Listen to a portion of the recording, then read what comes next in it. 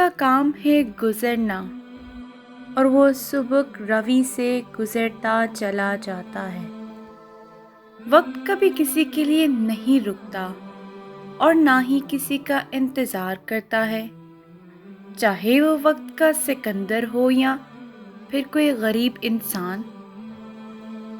جو وقت کو ضائع کرتا ہے، وقت اس کو ضائع کر دیتا ہے۔ جب انسان کو اس چیز کا احساس ہوتا ہے، اس وقت اس کے پاس سوائے پچھتاوے اور خسارے کے کچھ نہیں بچتا۔ قرآن پاک میں بھی وقت کی قسم کھائی گئی ہے۔ دوسری طرف جو انسان وقت کی قدر کرتا ہے، اس کو اللہ کی مہلت سمجھ کر غنیمت جانتا ہے اور اپنے وقت کو نیک کاموں میں گزارتا ہے، خود بھی نیکی کرتا ہے اور دوسروں کو بھی نیکی کی دعوت دیتا ہے۔ وہ نہ صرف اس دنیا میں بلکہ آخرت میں بھی کامیابی کو اپنا مقدر بنا لیتا ہے۔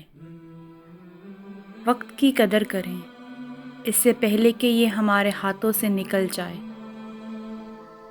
خود کو دنیا کے شور و غل میں مشغول کرنے کی بجائے اللہ کی یاد کو اپنے دل کا مسکن بنائیں۔